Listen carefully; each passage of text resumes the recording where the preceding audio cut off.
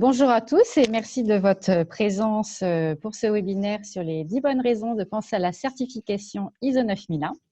C'est une certification qui est un peu trop souvent perçue comme une contrainte, alors qu'elle peut devenir en fait un véritable outil de pilotage pour votre entreprise. C'est ce que va nous expliquer Alain Renard, qui est formateur et consultant qualité et amélioration continue pour l'entreprise ARC 58.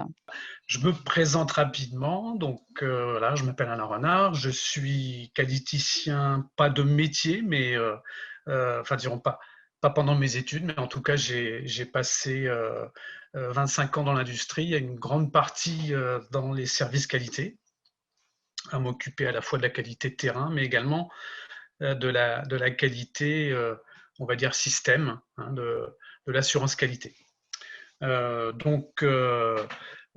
J'avais proposé effectivement à Madame Rochard de faire une petite présentation justement par rapport à cette norme pour tenter de lui redonner un petit peu d'intérêt, un petit peu d'attrait.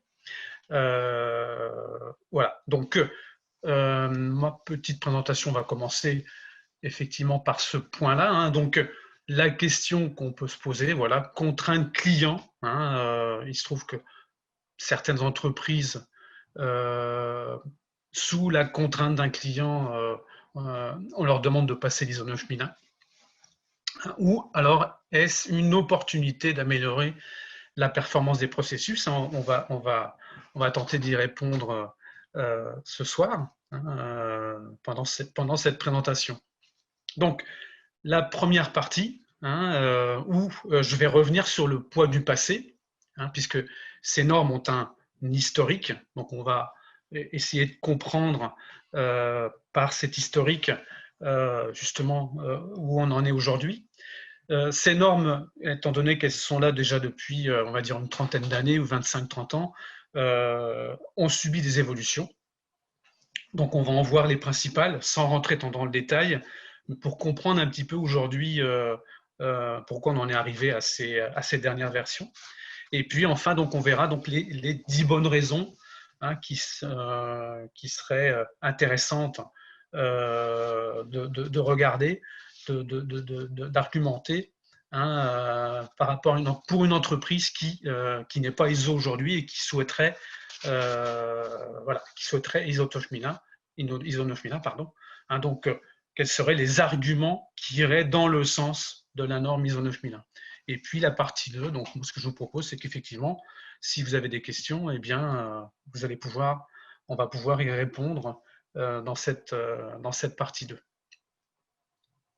Alors, le poids du passé. Qu'est-ce que l'on constate aujourd'hui, hein? On a un management de la qualité, hein, qui aujourd'hui n'a pas forcément, hein, une très bonne image auprès des managers, hein, et donc on va en voir les raisons. Alors, d'abord, le terme qualité reste trop générique. Il est générique, ce terme, hein. Qu'est-ce qu'on peut dire aujourd'hui dans une entreprise qui a déjà ses clients, qui a déjà ses fournisseurs, ses produits, ses processus qu'elle maîtrise? Eh bien, on peut partir du fait que déjà, on fait du bon boulot, on peut dire. Ça, c'est quelque part un état de fait.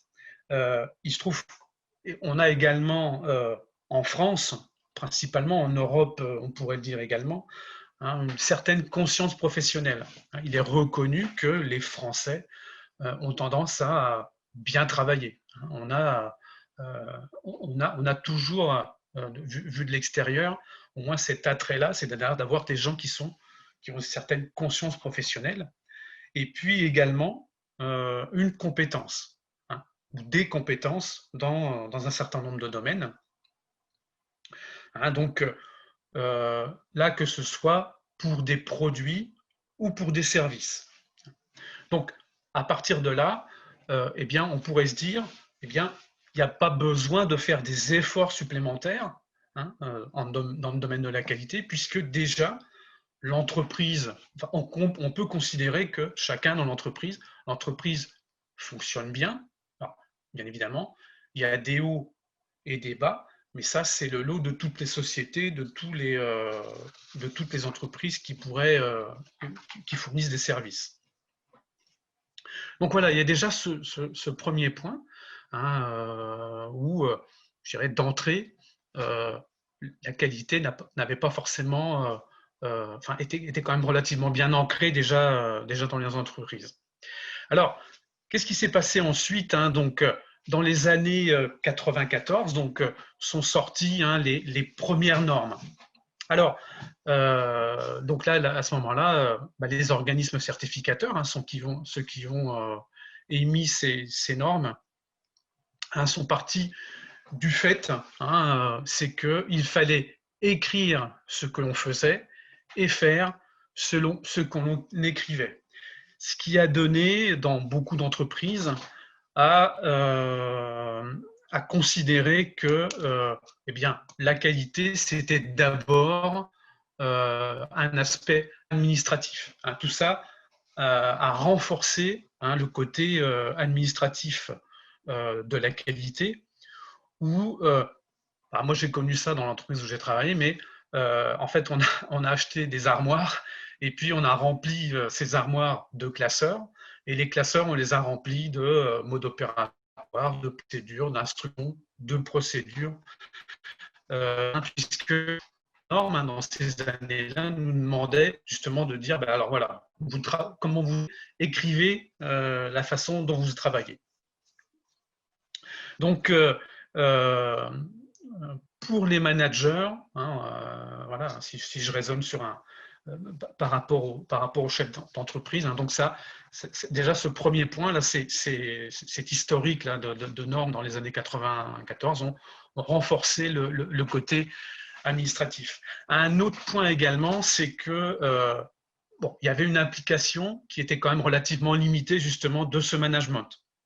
En gros, si vous voulez, les managers, les directeurs étaient concernés par cette norme pour faire les revues de direction, essentiellement.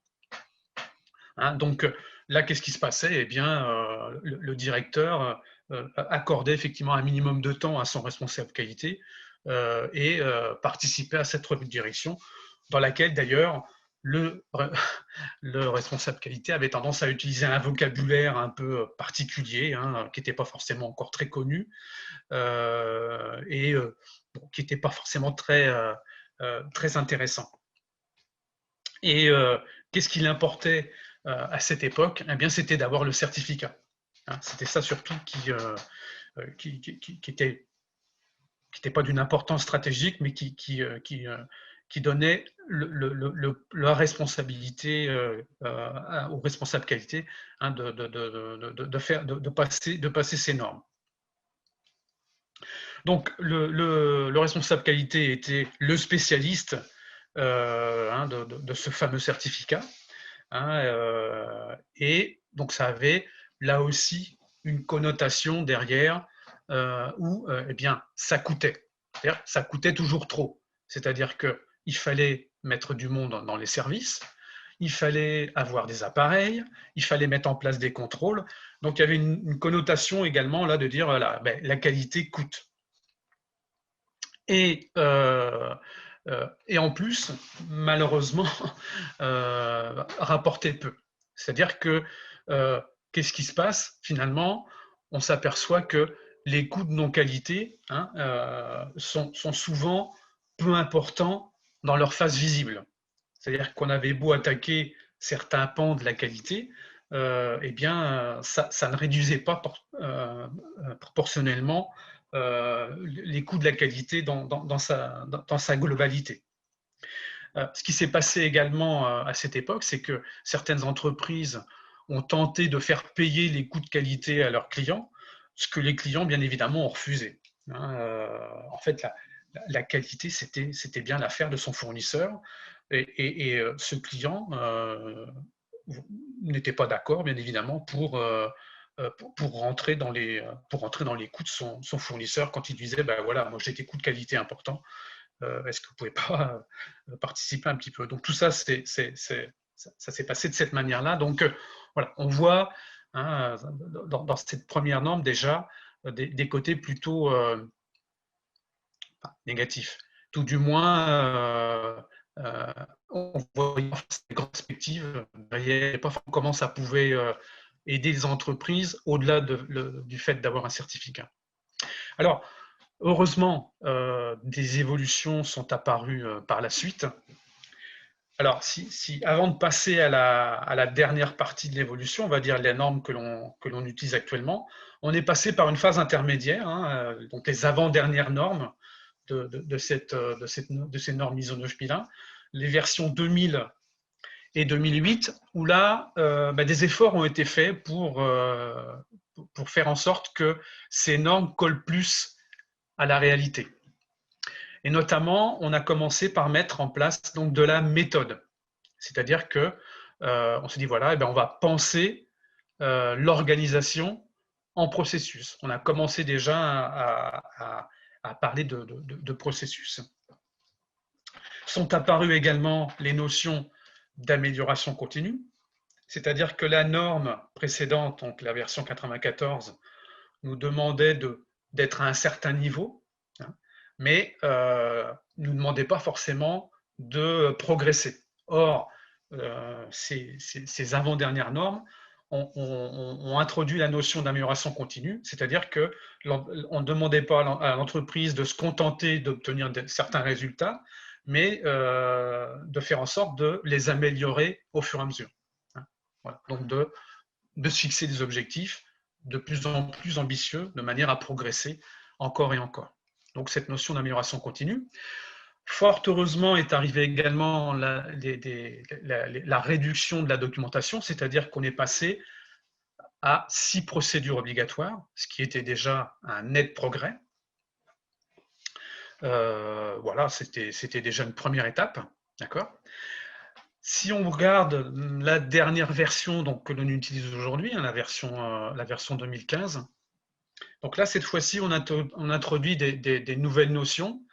C'est la compréhension de l'écosystème, c'est-à-dire dans quel système économique évolue cette entreprise, et de prendre en compte les parties intéressées, c'est-à-dire de ne pas rester simplement nombriliste sur son activité, mais de regarder extérieurement. C'est de prendre en compte justement les besoins de ces parties intéressées, hein, qu'elles soient, alors les parties intéressées, ça peut être le client, mais on peut parler aussi des fournisseurs, des administrations, etc., etc. Je ne vais pas rentrer dans le détail, mais voilà cette notion ici qui la ramène, qui ramène cette norme et qui la colle plus à la réalité d'aujourd'hui. C'est-à-dire que de plus en plus, les entreprises doivent prendre en compte tous les aspects extérieurs, donc son écosystème. Et puis, là, pour aller dans le même sens, hein, donc toujours garder cette notion d'amélioration pertinente, hein, et là, cas multifactoriel est tourné vers l'extérieur, c'est-à-dire qu'on prend en compte un certain nombre de critères, hein, par rapport au monde extérieur.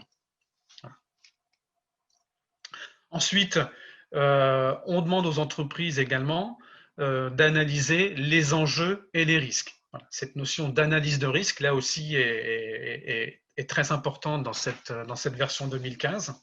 Hein, et ce qui oblige justement l'entreprise à se tourner, pas simplement des risques internes, mais des risques externes. Et puis enfin, donc, le management de la qualité, ça devient un vrai outil de pilotage, hein, avec une orientation processus et également tournée vers la performance. C'est-à-dire que là, on va regarder processus par processus, mettre en place des tableaux de bord avec des indicateurs et qui vont permettre de connaître, de s'assurer que ces processus sont suffisamment efficaces. Donc là, de rechercher la notion de performance et d'asseoir cette recherche de performance sur des indicateurs qui soient pertinents. Donc voilà les évolutions qu'on a pu connaître de ces normes. On voit qu'on est parti d'une situation où on était trop administratif et pas assez tourné vers l'extérieur, vers une situation où aujourd'hui, au contraire, hein, on est plus tourné vers l'extérieur, en interne évidemment, mais aussi vers l'extérieur, que l'on prend en compte le fait d'avoir un vrai outil de pilotage, et surtout ce que je viens d'afficher à l'instant, c'est le fait de ne pas avoir de procédure obligatoire, mais plus de formalisation pertinente.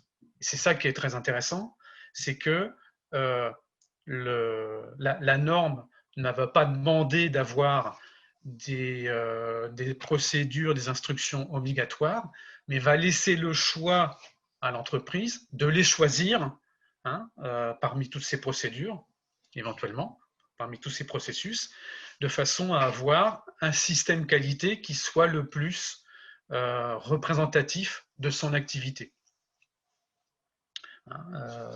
Et pour éviter justement, malheureusement, je vais prendre aussi un autre terme qu'on a déjà tous entendu, c'est d'avoir des usines à gaz, ce qu'on avait tendance à avoir dans les premières versions, où là, si vous aviez quelqu'un qui s'occupait du système qualité et qui aimait bien écrire, eh bien, je peux vous dire que ça produisait de la documentation.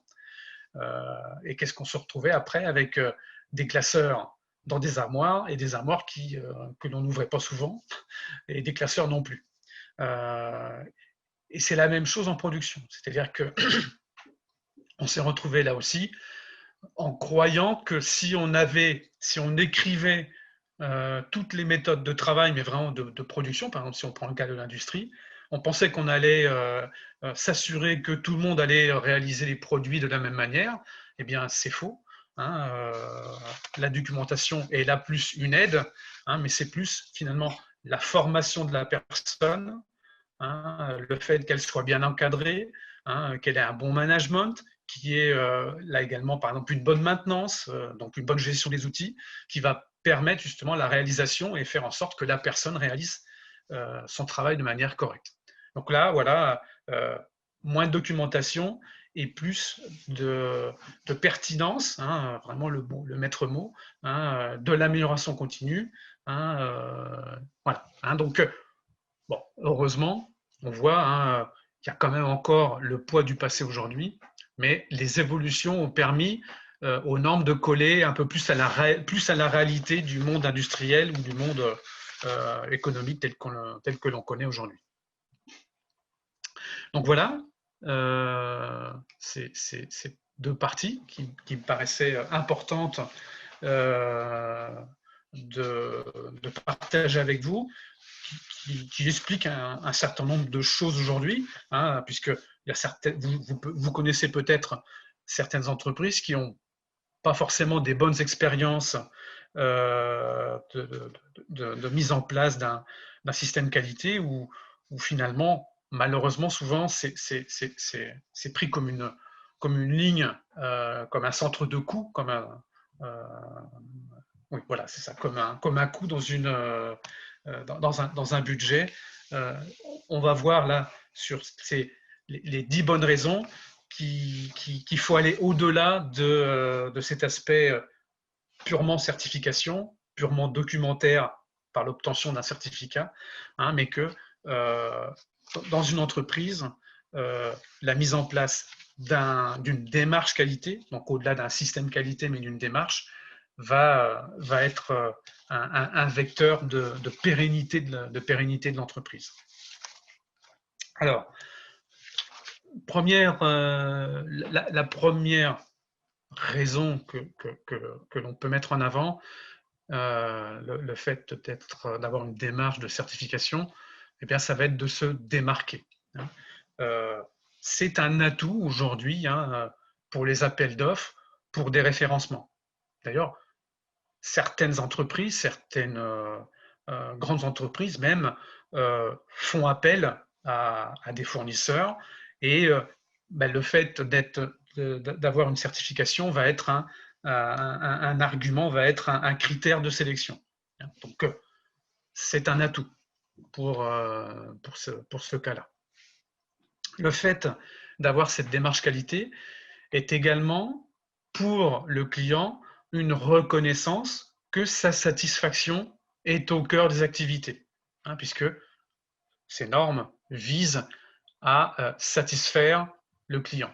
Donc, le fait d'avoir cette certification rassure le client sur le fait que je serai satisfait par un fournisseur, mais je serais certainement encore plus satisfait si ce fournisseur a ça dans, dans son cœur de métier, au cœur de ses activités. L'on remarque également que lorsqu'une démarche qualité est mise sous la contrainte, elle est moins performante qu'une démarche volontariste. Donc, démarche volontariste qui va être plus performante, puisque peut-être cette démarche volontariste va s'inscrire un peu plus dans le temps et va permettre à cette entreprise de construire petit à petit, à son rythme, cette démarche, plutôt que d'avoir un coup près où là, vous avez un client qui, à la fin de l'année, va vous dire écoutez, si vous n'êtes pas ISO 9000 à la fin de l'année, je ne vous passe plus de commandes. Donc là, quelque part, l'entreprise est obligée de mettre en place une démarche rapide et pourrait éventuellement chanter quelques étapes et aller un petit peu plus vite que la musique. Donc le fait d'avoir une démarche volontariste va permettre à une entreprise de prendre un petit peu plus de temps et d'asseoir cette démarche pour justement faire en sorte qu'elle soit encore plus performante que sous la contrainte. Donc première partie, se démarquer. Donc là, on est toujours sur le côté du client, donc rassurer ses clients. Donc c'est aussi un facteur d'amélioration de la confiance et un indicateur des efforts de l'entreprise. Ça revient un petit peu au même. Voilà, le client va être rassuré d'avoir un client qui est dans cette démarche. La troisième bonne raison, c'est que cette norme va permettre également à l'entreprise qui met en place cette démarche d'identifier ses opportunités. C'est-à-dire que le fait de mettre en place cette démarche va déclencher une réflexion globale sur justement comment est-ce que l'organisation répond aux attentes des parties intéressées. Donc ça permet de faire un état des lieux et de savoir si vis-à-vis de telle ou telle partie intéressée, eh bien, je le satisfais suffisamment ou insuffisamment, et dans ces cas-là, eh bien, ça va permettre de déclencher derrière des actions pour améliorer justement la satisfaction des parties intéressées. Donc là, cette démarche va permettre je dirais, de prendre un petit peu de recul, justement de poser un petit peu, de faire en sorte de ne plus avoir la tête dans le guidon, mais justement de prendre de faire un pas de côté, de reculer d'un pas et de réfléchir un petit peu plus dans la globalité, de se poser un certain nombre de questions. Donc une évaluation globale de l'organisation. Par le fait, une identification de nouvelles opportunités de contrats et de développement. C'est-à-dire que le fait de réfléchir d'une manière globale va permettre pourquoi pas, de trouver de nouvelles, justement, de nouvelles opportunités. Alors, ce qui va un petit peu également dans le même sens, c'est de mieux analyser son marché. Donc là aussi, une bonne appréhension du marché donc, pour le lancement d'un produit, c'est-à-dire que la norme va faire en sorte à l'entreprise de se poser les bonnes questions, soit en lançant un produit ou un service, c'est-à-dire est-ce que mes produits vont satisfaire l'ensemble de la réglementation? Est-ce que j'ai bien pris en compte la concurrence?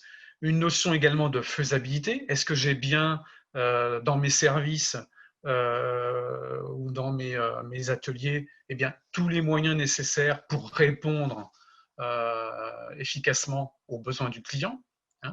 Est-ce que j'ai bien tout le financement? Donc voilà, ça permet de bien, là aussi, analyser globalement le marché, les besoins du client et justement de se poser la question, de faire une analyse de risque. C'est-à-dire que là, j'ai un point faible, il peut y avoir une décision commune de dire, finalement, on se lance, mais on met en place telle ou telle action pour permettre de réduire le risque. Voilà. Donc là, ça permet là aussi de mettre en commun un certain nombre comment dire, de prise en compte de différents éléments, hein, et pas simplement l'élément technique, mais l'élément commercial, l'élément productif, etc. Une des bonnes raisons également, là, ça va être plus compétitif. Là aussi, la norme va nous demander de bien identifier quelles sont les bonnes pratiques et également leurs bonnes applications. Alors là, il ne faut pas forcément passer par ce que l'on a vu dans les précédentes normes, les différentes versions, absolument tout écrire, mais de faire ressortir parmi tous les éléments importants, hein, quelle est la meilleure façon de réaliser le produit. Voilà, ça peut être ça. Et ça va permettre également de se poser la question, si je veux garantir la bonne application de cette bonne pratique, comment je vais m'y prendre? Qu'est-ce que je vais mettre éventuellement comme contrôle derrière pour m'assurer que j'ai bien réalisé mon produit? Un exemple, on peut être aussi plus compétitif, soit par une meilleure utilisation ou une moindre utilisation, par exemple, des matières premières. Ça, c'est un exemple. Hein. Et puis, là, on l'avait déjà, ce point-là, sur les versions précédentes, mais le fait de rechercher à être plus compétitif va nous permettre d'attaquer, par exemple, des taux de rebut, d'avoir une définition plus précise des processus de production, de réalisation et de suivi. Donc là, on voit ce point-là, hein, qu'on va retrouver, qu'on avait retrouvé déjà dans les normes précédentes, mais la recherche de la performance. Et puis la réduction aussi des coûts internes. Alors, un autre point qui est là aussi intéressant et qui est un des préceptes de la qualité, hein, c'est prévenir plutôt que guérir. Donc, promouvoir la prévention pour réagir sur les éléments non voulus, hein, c'est-à-dire faire en sorte d'éviter les retours clients, d'éviter les rebuts. Donc là, on est bien dans la prévention. C'est-à-dire, c'est prévoir les problèmes à l'avance, hein, soit sur le produit ou le processus, et mettre en place des actions qui vont permettre d'annuler, si possible, ou de réduire les effets d'éléments non voulus. Un autre point qui est assez important là également dans cette version de la norme va être d'impliquer ses salariés. C'est-à-dire que là, cette norme va également s'attacher à faire en sorte que on recherche, hein, de mettre en place un climat de recherche de qualité et de performance, hein, via des montées en compétences. C'est-à-dire que, notamment, si on prend sur l'aspect ressources humaines, les efforts qui vont être demandés vont être d'identifier, hein, les différents points de l'entreprise, les différents services, les différentes personnes qui ont besoin, d'identifier les formations nécessaires, les compétences à acquérir. Je vais prendre un exemple simple. On imagine une entreprise qui a besoin de mettre en place un nouveau processus de fabrication. Eh bien, on pourrait dire, on peut se contenter de faire venir une entreprise et puis de former les gens sur place. Ça peut être plus intéressant d'envoyer un technicien et un opérateur se former sur une machine à l'avance, avant qu'elle vienne dans l'entreprise. Et ça permet à la fois de faire monter des compétences techniques, mais aussi des compétences sur le terrain. Ça, c'est un exemple. Donc, voilà un point qui paraît important. Alors, on peut également impliquer ces salariés donc, par rapport à cette norme aussi parce que en leur faisant comprendre, en leur montrant qu'ils ont une réelle contribution, qu'elle soit donc individuelle, mais aussi collective, aux différentes réalisations, bien sûr, et aussi sont partie intégrante de la valeur ajoutée. Là, je vais prendre un exemple également. On peut imaginer avoir des indicateurs de performance qui sont des indicateurs terrain sur lesquels chaque salarié va pouvoir se retrouver. Plutôt que d'avoir un indicateur global de l'entreprise, je vais prendre un exemple, un chiffre d'affaires où on va pas chaque personne ne va pas forcément comprendre, on va dire, la relation qu'il a avec ce chiffre d'affaires. Par contre, si on va sur des indicateurs plus terrain ou des indicateurs de service, qui sont vraiment descendus suffisamment près, on va dire, de la partie réalisation, eh bien là, on va avoir un peu plus d'implication, un peu plus d'implication des salariés. Une autre partie qui est intéressante dans cette nouvelle version de la norme, c'est le fait que la norme va nous demander de structurer par processus et non plus par service. Notamment d'identifier, ce que je vous ai écrit, donc les interfaces entre les processus qui sont des points particulièrement sensibles de la circulation des flux. Et ce qu'on dit souvent, c'est que les anomalies se situent justement à l'intersection des différents processus, et justement des interfaces.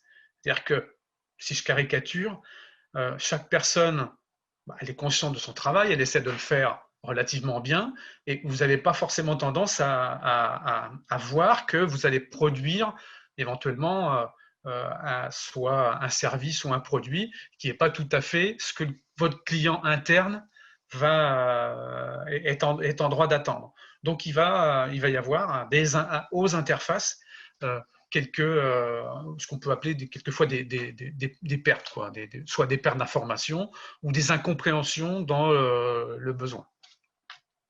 Donc, ces interfaces vont être identifiées. C'est également donc un support idéal, le fait d'avoir une carte des processus qui va permettre à chacun justement d'identifier la provenance des éléments dont il a besoin. Puisqu'on va y venir, mais lorsque vous êtes en entreprise, eh bien, à un moment donné, vous êtes à la fois client et fournisseur. C'est-à-dire que vous êtes client parce que vous avez un collègue ou une opération en amont qui doit vous fournir des produits ou des services. Et donc, là, de ce point de vue-là, vous êtes client, mais vous êtes aussi le fournisseur du client suivant, qui peut être interne, mais qui peut être aussi externe. Donc, le fait de structurer par processus permet de bien identifier tous ces éléments.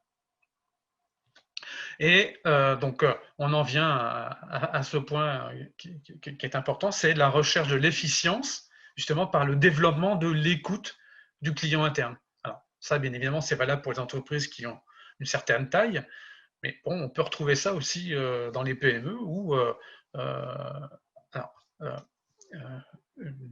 le fait de bien écouter son client interne fait en sorte, si vous voulez, que toute cette maille qui va se suivre va permettre d'assurer que le besoin du client qui a été capté en amont va bien traverser tous les processus de l'entreprise et va bien être traduit sur un produit ou un service et va bien correspondre à son besoin. Voilà. Donc, ça pour ce point-là, c'est quelque chose qui est quand même assez intéressant, le fait de raisonner non plus par service, mais par processus. Alors, un autre point qui est également intéressant et qui est d'autant plus important dans des sociétés où on se retrouve quelquefois avec des pyramides d'âge, avec des gens d'un certain âge. Il y a eu des époques où avec le baby-boom, par exemple, qui a fait qu'on s'est retrouvé à une époque avec des gens qui sont partis, une population importante qui est partie en retraite presque en même temps. Et là, c'était important d'assurer la transmission des compétences. Donc là, ce que ces normes vont demander, c'est une identification, une formalisation des savoir-faire qui ne sont pas forcément complètement faciles à traduire dans la documentation, mais quand on dit identification et formalisation, ça peut être par de la formation. Donc des savoir-faire, aussi des compétences organisationnelles qui sont en fait portées par les personnes. Donc là, ça c'est un point qui est également intéressant, c'est que cette norme va demander à l'entreprise de réfléchir quels sont les savoir-faire particuliers que j'ai développés au fil des années et qui ne sont pas forcément dans la littérature, qui sont des processus particuliers, une machine qui a été corrigée, améliorée au fil des années, des processus différents, des compétences aussi, hein, et tout ça. Enfin, ce point-là permet à l'entreprise justement de réfléchir à ça et de faire en sorte qu'il y ait une transmission de ces compétences. Donc, transmission des expertises, hein, qui vont éviter justement la disparition lors des départs, ce que je disais, de certains salariés. Alors, encore une fois, il ne s'agit pas de tout écrire, mais quelquefois simplement de faire du compagnonnage, par exemple. C'est-à-dire que, eh bien, pour assurer la transmission des compétences, eh bien, on va faire en sorte qu'une personne puisse prendre sous son aile quelqu'un qui a été nommé qui pourrait le remplacer plus tard, hein, par exemple, et donc de faire en sorte que ce savoir-faire et que cette expertise soit transmise. Alors, le dernier point, améliorer la résilience. Donc, là aussi, on est toujours dans... alors, tout à l'heure, je parlais de prévention. Il faut également parler de correction. Hein, c'est-à-dire que les normes nous demandent encore, hein, de bien analyser les dysfonctionnements. Hein, donc, les dysfonctionnements sont mieux renseignés, mieux analysés, hein, ce qui rend les actions correctives plus adaptées et plus rapides, donc plus efficaces. Donc, là aussi, c'est quelque chose qui est toujours présent, dans ces normes. Voilà. Écoutez, je vous remercie de votre attention. J'espère que je n'ai pas été trop long. Si vous avez des questions, écoutez, je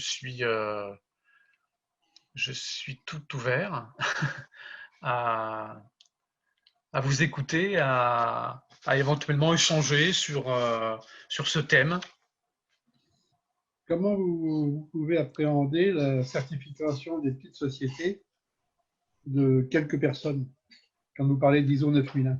Oui. Alors, sachant que l'ISO 9001 commence au niveau du projet. Oui. Alors, la conception. Alors, lorsque vous avez de la conception, c'est votre choix de la mettre soit dans le scope, c'est-à-dire dans la certification, ou de ne pas la mettre. Hein. Donc, moi, j'ai déjà travaillé pour des entreprises où ils ont exclu une partie de leur processus, d'accord, parce que ça les arrangeait. Mais comment vous pouvez exclure la partie conception quand vous avez un projet pour un client? Oui. Je prends des exemples que je connais très bien. Je vous écoute. La Marine nationale, Framatome, ouais. le CEA. Bon, je dois leur créer une machine. Bien sûr, ça passe déjà par la conception, le calcul et l'étude. Oui. Je ne peux pas l'enlever de mes processus et de mes procédures. Effectivement, dans ce cas-là, ça me semble difficile. Alors, comment une entreprise de 5-6 personnes, vous pouvez la certifier en tant que 9001 pour assumer tout le processus de A à Z, jusqu'à la réception du matériel, en partant de la conception. Ça concerne tout, la conception, les études, l'approvisionnement, la réalisation, le contrôle, le montage final, et puis éventuellement la réception sur site. D'accord. C'est vous qui maîtrisez tout ça, hein, chez vous. Vous n'avez pas de sous-traitant? Non. D'accord. Ouais. Et je travaille pour le CEA, pour la Marine nationale, pour Framatome et autres. D'accord. Ouais.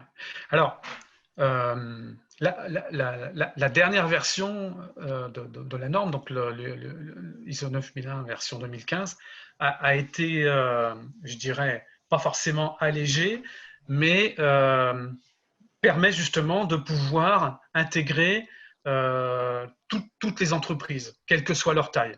Bon, ça, c'est la théorie. Maintenant, il peut y avoir, dans certains cas, quelques difficultés. Mais il y a toujours une possibilité. Je vais prendre un cas. J'ai travaillé pour une entreprise qui a un effectif relativement réduit, avec une dizaine de personnes. D'accord ? Donc, donc, elle a passé l'ISO 9001.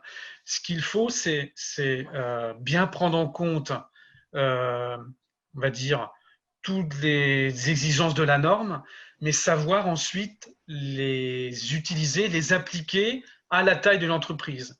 Et ça, en fait, la norme le permet.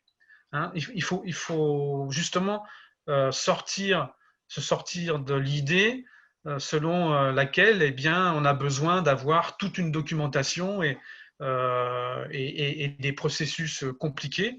La norme permet d'avoir quelque chose qui soit adapté. Et il y a un terme qui est important également, c'est la pertinence.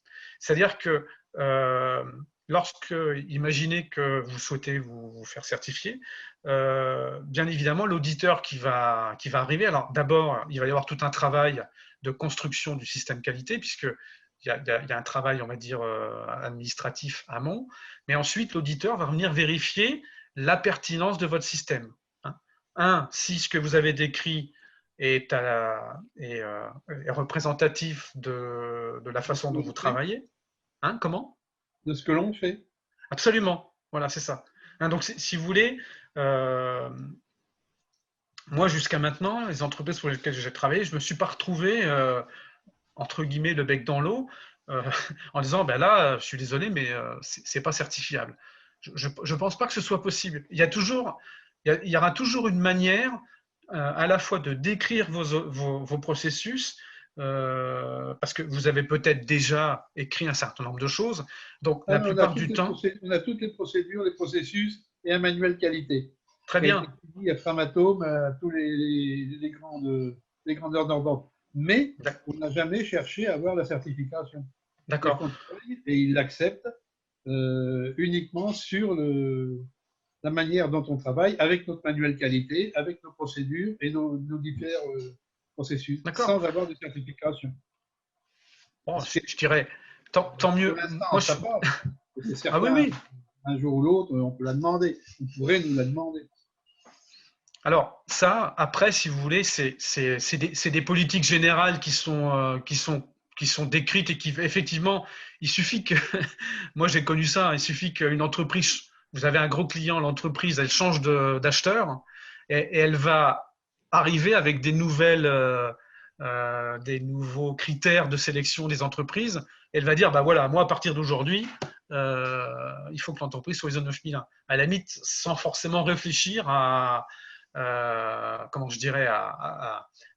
performance, soit technique ou qualité de chacun de ses fournisseurs, mais ça va lui permettre du jour au lendemain, je dirais, d'écrémer quelque part et de réduire son panel, et puis pourquoi pas d'aller voir ailleurs si effectivement ailleurs l'herbe est plus verte, mais voilà, c'est un petit peu le risque que vous encourez aujourd'hui. Maintenant, voilà, pour en revenir à votre question d'origine, pour moi, il n'y a pas d'entreprise ou même de service pour lequel il soit impossible de décrire le fonctionnement, de créer un tableau de bord, vous voyez, voilà, vraiment, je me répète sur ce point-là parce que c'est quelque chose que je défends depuis longtemps. Et pourtant, moi, j'ai vécu des situations où j'avais plutôt tendance à avoir un espèce de rouleau compresseur qui demandait à développer toute une documentation. Donc, bon, j'ai su résister plus ou moins longtemps à ce genre de pression. Mais en tout cas, aujourd'hui, on est capable avec intelligence, je dirais, c'est avec pertinence. Je m'excuse de devoir répéter ce terme. Et finalement, ce que l'auditeur va venir, puisque si vous souhaitez un jour être ISO, ce que l'auditeur va venir vérifier, c'est justement, est-ce que vous êtes toujours dans cette pertinence, et est-ce que la question qui va se poser, c'est est-ce que ce qui a été mis en place va vous permettre justement de vous améliorer, parce que peut-être que la première année, les améliorations, on ne les voit pas arriver tout de suite, ça prend du temps un petit peu à se mettre en place, mais est-ce que le système qui est en place est pertinent et va permettre d'accompagner l'entreprise dans son développement? Est-ce qu'elle regarde suffisamment autour d'elle? Est-ce qu'elle prend en compte un certain nombre de critères qu'elle ne prenait peut-être pas avant? Comment elle les a intégrés dans son système? Comment est assuré, ce que je disais tout à l'heure, la transmission des compétences, hein? Parce que je pense que si vous développez des machines, ou bon, j'imagine que vous avez des compétences importantes, des compétences techniques importantes en interne, hein. Oui. Donc voilà, ça peut être cette question-là. Il va y avoir certains critères qui vont être pris en compte, qui vont être plus importants parce que vous êtes dans un domaine qui va demander un peu plus d'efforts dans les ressources humaines que finalement dans la description des processus. Voilà, donc ça après, ça va être propre à chaque auditeur d'aller rechercher, est-ce que vous êtes toujours, est-ce que la démarche que vous avez mise en place, bon, bien évidemment, est-ce qu'elle correspond à la norme? Donc, il va falloir qu'il trouve, au travers de votre documentation, les éléments qu'il a besoin, lui, pour remplir son rapport, si je puis dire, mais il va avoir aussi un œil extérieur et vis-à-vis de cette norme, vérifier que vous avez bien compris ce qu'il y a dedans et que vous voulez vous en servir pour progresser. Vous voyez, enfin, moi, quand j'interviens dans les entreprises, c'est ce que j'essaie de défendre, c'est surtout, c'est pas le tout de, enfin, il faut répondre à son client, oui, mais il faut aussi utiliser la norme à son, enfin, pour soi, hein, et pas simplement pour son client. C'est promouvoir en interne l'amélioration, quelques changements qui ne sont pas toujours faciles à mettre en place des entreprises. Ça peut être utile aussi d'avoir cette démarche-là qui va forcer peut-être un petit peu quelques freins internes à l'entreprise pour se développer. De pouvoir, dans une certification, avec un organigramme, quel qu'il soit, mais il est très léger, vous avez l'individu, par exemple, X, oui. il fait la note de calcul. Oui. Derrière, c'est toujours l'individu X qui vérifie sa note de calcul. D'accord. C'est assez acrobatique. Hein, aujourd'hui, c'est ce qui se passe. Ouais. Donc, la conception, elle est faite à partir de la note de calcul qu'il a déjà fait. Il fait la conception dans les grandes lignes à partir de sa note de calcul. Et ensuite, là, il sous-traite l'établissement des dessins AutoCAD, SolidWorks, peu importe. Donc là, il y a une partie sous-traitée. Et c'est juste une application de ce qui a été défini, calculé avant. D'accord. Alors, on ne va pas rentrer dans le détail. À l'établissement et à la vérification. Oui. Alors, après, ce qui compte, si vous voulez, c'est aussi le résultat. C'est-à-dire que, j'imagine, je ne connais pas exactement ce que vous faites, mais j'imagine que vous faites peut-être des machines qui ne sont pas standards, des machines spécifiques, uniques. Oui, Comment? C'est que des prototypes. Voilà. Ça veut dire que le produit que vous allez réaliser, à un moment donné, il va être testé. Soit vous le testez chez vous parce que vous en avez les moyens, soit il est testé chez le client. Hein, et donc, même si c'est à la maison, c'est le client qui vient. Bon, voilà. Donc, vous voyez que quelque part, si vous faites une erreur, ce que vous ne faites pas, mais si vous faites une erreur, quelque part sur le oui, ça peut arriver, mais sur le prototype, vous allez le vérifier. Donc, finalement, la norme ne va pas être là pour vous dire « Ah, mais comment est-ce que vous avez fait pour, comment je dirais, pour trouver ça ?» Enfin, mais, à la limite, quelque part, ça vous regarde, mais c'est plutôt comment vous y êtes arrivé. Et qu'est-ce qui permet de le vérifier, hein? C'est-à-dire qu'il y a des choses qui ne sont pas forcément… c'est pas parce que vous allez mettre quelqu'un qui va vérifier la note de calcul en signant dans le bas, c'est pas ça qui va garantir que le calcul va être juste. Mais par contre, c'est sûr, mais c'est quand même une vérification extérieure qui n'est pas inutile des fois. D'accord. Non, c'était pour voir s'il y avait une certification justement pour des toutes petites entreprises qui font des choses qui ne se contentent pas uniquement de faire une pièce suivant plan d'un client.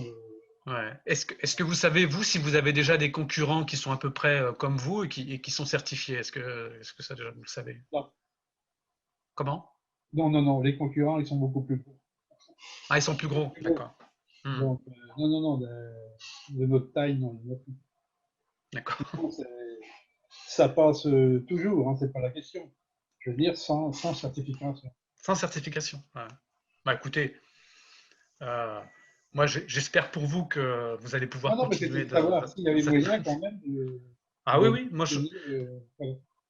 Écoutez, en tout cas, ça mérite une réflexion complémentaire. Si vous voulez, ne vous connaissant pas, je ne peux pas vous dire Oui, non, mais c'est sûr, blanc ou noir, mais de mémoire et de mon expérience, même si elle n'est pas, j'ai pas une très grande expérience de certification, mais voilà, pour revenir là-dessus, la norme est suffisamment ouverte, je dirais, pour pouvoir choper les différents termes qui sont à l'intérieur et faire en sorte que vous puissiez, je dirais, relativement simplement, puisque c'est ça aussi qu'il faut absolument rechercher, c'est la simplicité pour être efficace et pas l'usine à gaz. Parce que sinon, on peut trouver, on peut délayer et en rajouter et se retrouver avec des, comme je disais tout à l'heure, avec des armoires pleines de classeurs, Oui, ce qui est pas efficace. Ok, merci, merci. Je vous en prie. Alors moi, du coup, j'avais une question un peu plus vaste, beaucoup moins technique. D'accord, oui, je vous écoute. Du coup, merci déjà pour la présentation que vous avez faite. Moi, à mon sens, vous avez répondu à la question pourquoi est-ce qu'on ferait une certification ISO 9001. Mais la question, je pense, des dirigeants, globalement, c'est OK, pourquoi est-ce qu'on fait quelque chose? Sous quel délai et combien ça va nous coûter? Est-ce que vous avez des exemples, des moyennes de… Voilà, mais peut-être pas, hein, mais c'est juste pour avoir un ordre d'idée. Finalement, quand on s'engage dans une démarche telle que celle-ci, qui n'est pas effectivement anodine, est-ce qu'on s'engage pour un processus de 3 ans ou est-ce qu'on s'engage pour un processus de 6 mois? Bien évidemment, je me doute que c'est variable selon la taille de l'entreprise, selon les processus. Alors, donc je vais vous répondre en 2 temps. Premièrement, vous vous engagez sur 3 ans, c'est-à-dire que, alors, sauf si vous cassez le contrat, mais lorsque vous allez passer un contrat avec l'organisme certificateur, il va venir 3 ans. Il va venir une première année pour vous certifier, d'accord? Donc là, on va dire, c'est le bac, si je puis dire, c'est vous passez l'examen complet. Ensuite, il va faire 2 audits de suivi, donc tous les ans, il va venir vérifier, que vous avez corrigé les éventuelles anomalies qu'il avait détectées l'année d'avant, que vous vous êtes amélioré, que vous êtes toujours, vous utilisez toujours votre système qualité. Il va revenir une 2e année, et la 3e année, vous repassez votre certificat, puisque votre certificat, il est valable 3 ans. Donc, vous vous engagez sur 3 ans, en fait. Hein. C'est ça le minimum. Mais donc, du coup, vous me dites que la première année, donc quand on passe l'examen, comme ça, le moment de passer l'examen, enfin, je veux dire, il faut quand même, enfin, ça prend vachement de temps, j'imagine. C'est plutôt cette période-là, en fait, moi, qui m'intéresse. C'est la préparation. Voilà, la préparation. À partir du moment où je me dis, OK, je me lance dans une démarche ISO 9001, j'ai envie de certifier. Et le moment où je le suis vraiment, parce qu'a priori, on peut l'être en ayant des anomalies, si j'ai bien compris. Alors, il suffit pas d'avoir une documentation. Hein. Il faut qu'il y ait du vécu. Parce que l'auditeur ne pourra juger de l'efficacité du système, parce qu'il va pouvoir vérifier un certain nombre de choses par lui-même, mais aussi, il va devoir voir des enregistrements. Si vous voulez, voilà, il faut qu'il y ait un vécu. Donc, c'est entre 6 mois et 1 an, en gros. Hein. Voilà. 6 mois, c'est peut-être un peu juste, mais on peut le faire. Après, le mieux, c'est 1 an. Et pour pouvoir être certifié, il faut avoir fait ses audits internes et sa revue de direction. D'accord. Et là seulement, vous pouvez être audité. Là aussi, vous êtes au moins obligé d'avoir des procédures. Vous pouvez pas faire un audit, donc il faut qu'elle rédige des procédures. Vous allez avoir du vécu, mais le vécu, vous allez dire, bon voilà, j'ai fabriqué ça, j'ai contrôlé ça, c'est bon, j'ai les PV de réception, mais vous les avez établis à partir de quoi? Donc, il faut un minimum d'écrit, mais alors, j'aime plus tellement le terme procédure, si vous voulez, mais Oui, il non, vaut mais mieux bien décrire son processus et finalement avoir plus des documents de travail, d'accord, que vous utilisez tous les jours, qui vont être audités en fait. Hein. C'est ceux-là qui vont être audités. C'est-à-dire que l'auditeur, il va vouloir aller sur le terrain. Enfin, justement, là, on n'est plus 30 ans en arrière où l'essentiel de l'audit était en salle et on amenait Les documents. toute la documentation. Là, il va vraiment vouloir aller sur le terrain. Par exemple, si vous avez un acheteur dans votre entreprise, il va vouloir aller voir l'acheteur, son service achat, quels sont ses indicateurs, donc justement, hein, comment est-ce qu'il gère son processus, hein, puisque vous allez avoir des pilotes de processus. Voilà. Donc, c'est ça, hein, Monsieur Bebel, ce que je voulais dire. Le vécu, ça va être, il va falloir avoir un tableau de bord avec un minimum de chiffres à l'intérieur, on va dire des mois, qui permettent de voir, alors voilà, l'entreprise s'est fixé un objectif. Bon, elle n'y est pas encore à son objectif, mais elle a un plan d'action et si je reviens dans un an, ça devrait s'améliorer. Ou alors, elle a un objectif qui est beaucoup trop ambitieux et il va falloir qu'elle revoie un petit peu son tableau de bord. Donc, donc, il n'y a voilà, pas de matrice toute faite. En fait, on est plus sur du sur-mesure en fonction du oui, process.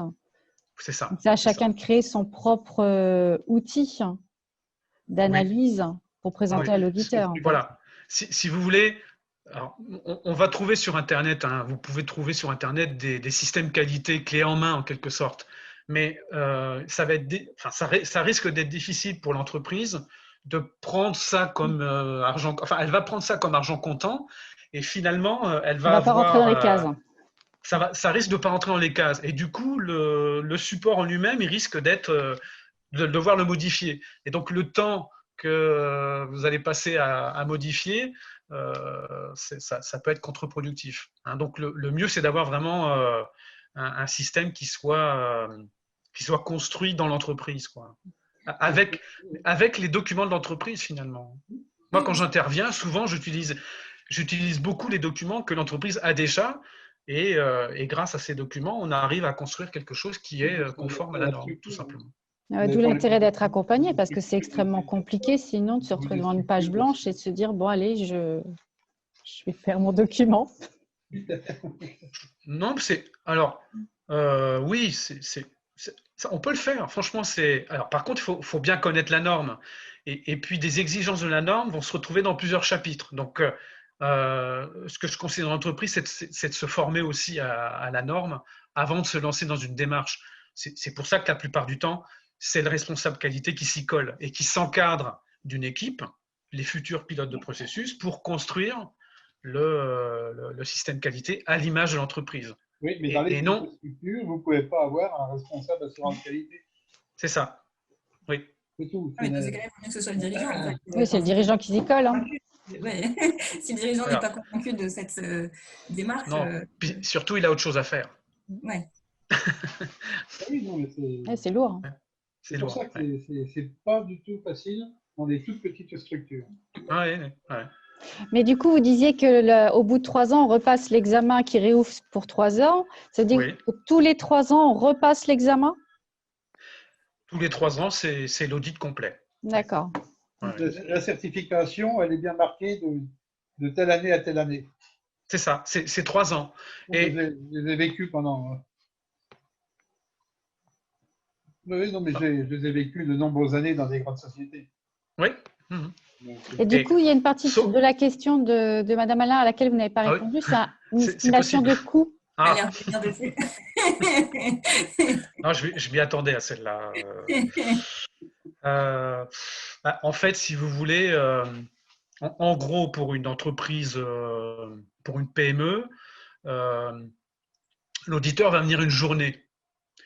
D'accord? Donc, vous voyez à peu près ce que peut coûter un intervenant, on va dire, qualifié sur une journée. Hein. Puis en plus, vous avez l'organisme derrière qui va bien évidemment prendre sa marge. Donc, effectivement, ça peut aller assez vite. Hein. Plus, potentiellement, ça peut être 1000 euros par an, quoi, en gros. Plus potentiellement la formation qu'on doit suivre pour comprendre. Préparer ça. Pardon? j'ai plus le temps que l'entreprise se mette à préparer tout ça. Ah oui. Ça, c'est le coup caché, ça. On n'en parle pas, cela. Il existe. Bien sûr. C'est, Et ça, je suis d'accord avec vous. Hein, je suis bien d'accord avec vous. Ouais, non, mais de toute façon, on revient inévitablement sur la question et Madame Alain, vous faites bien d'en parler parce que je ne vais pas dire, je devrais pas dire ça moi, mais quelque part, c'est un business, hein, c'est clair. Et c'est pour cette raison, qu'il faut surtout utiliser cette norme pour avoir ce fameux certificat, puisque là, on est en train de parler de ça, mais aussi derrière, c'est le travail que vous allez faire en interne, hein, va vous permettre, par exemple, de dire, ah bah, tiens, je vais travailler sur ce sujet-là. Ce sujet-là, ça fait longtemps qu'on en parle, on n'a jamais traité, on vit avec depuis des années, puis on finit par s'y faire. Hein, c'est-à-dire que voilà, des contraintes, des façons de faire, et quand on touche les ressources humaines, je pense que Dieu sait si vous savez que c'est difficile à traiter, hein, dans certains cas. Je vous arrête, attention, je fais du conseil en RH. Bon, ben voilà. Ouais. Hein, donc, ça peut être aussi, c'est aussi une bonne opportunité pour l'entreprise, ben, je dirais, pour essayer de faire tomber un petit peu les freins au progrès. Hein, voilà, vous avez bien expliqué ça avec vos 10 bonnes raisons. Enfin, pour moi, le pourquoi, il a été très bien traité. Et je pense qu'effectivement, après, je vous rejoins, hein, au-delà d'une question de coût ou de délai, parce que je pense que c'est quand même des questions que les dirigeants se posent de manière générale, comme vous allez être certainement rediffusé sur YouTube. Je me dis qu'il y a peut-être des gens qui vont me voir et c'est important de répondre à ces questions-là. Après, je pense que ce genre de certification, c'est d'abord une démarche presque personnelle du dirigeant ou en tout cas du comité de direction, de dire on a envie de faire bouger les lignes sur certaines choses et ça fait un petit moment que ça traîne et on veut améliorer. On est vraiment dans une logique d'amélioration continue. Oui, c'est ça. Et effectivement, il faut essayer de voir au-delà du coût ou du temps passé et se dire qu'est-ce que ça va nous rapporter en fait et qu'est-ce qu'on va y gagner. Mais je pense que la question, malgré tout, du coût et du délai revient régulièrement sur la table. Oui, et pour le manager qui sent, qui ressent bien tout ça, ça lui permet aussi d'avoir un fil conducteur, une démarche et de tirer justement l'entreprise vers le haut. Si vous voulez ça. Moi, j'ai connu des entreprises où, même si c'était déjà certifié, eh bien, on créait des projets d'entreprise qui n'étaient pas forcément liés avec la norme, mais qui pouvaient effectivement, dont le management se servait pour justement eh bien, faire en sorte que tout le monde aille un petit peu dans le même sens et qu'on essaie aussi, pour revenir là-dessus, c'est de briser un petit peu tous ces freins qu'on peut trouver, les freins au changement, hein, qui sont quelquefois dans les entreprises en disant bon, chez mon travail comme ça marche très bien, voilà. Donc je ne vois pas pourquoi je changerais. Et puis le gars qui vient, c'est pas lui qui va m'apprendre, il va m'apprendre mon métier à travailler. Bien évidemment que c'est pas lui. Je veux bien. Merci en tout cas. Merci. Vous avez d'autres questions? Non. Bon, on pourrait en parler pendant des heures, mais je pense que déjà, on a bien fait le tour de la question dans un premier temps. Oui. Mais je vous remercie pour ces questions et c'est toujours intéressant en ce qui me concerne de pouvoir vous répondre et pas forcément de vendre absolument la norme, c'est pas la panacée. Hein. Après, voilà, je vous rejoins tout à fait. Il faut utiliser ça en disant voilà, il vaut mieux plutôt être en étant proactif que finalement un petit peu contraint de le faire. Je pense que c'est plus un moyen qu'une fin en fait en soi. C'est ça. Ouais. Bah, si vous êtes obligé de tirer les gens, ça ne marche pas. Non. C'est ça. Okay. Mais bon, tout ça, c'est lié à l'humain, Madame Alain. À un moment donné, c'est que de toute façon, non, mais vous avez beau avoir un responsable qualité qui tient la route, des procédures, etc. Si vous n'avez pas derrière du management qui prône la participation, l'application et qui utilise cette norme comme un moyen de progresser, ça ne va pas forcément marcher non plus. Hein. C'est pas... Voilà, hein, donc, tout est basé sur l'humain, ça. Ouais. Ah oui, Je suis une convaincue. Ah non, mais ça, je m'en doutais. Ok. Bon, en tout cas, merci à tous pour vos participations. Merci bien. Merci. Bonne soirée. À très bientôt. Merci. Merci. Au revoir. Réfléchir. Le prochain webinaire sera justement parler de management, sera sur le management à distance. C'est ça. Oui, maintenant, ça va être d'actualité. Voilà, ça va être d'actualité. Je vous fais celui-là. Donc, le 10 novembre à 18 h, nous serons sur le management à distance. Exactement. Merci, Sophie. Merci. Animé par Merci Delphine. bien. Merci à tous. Bonne soirée. Merci. Au revoir.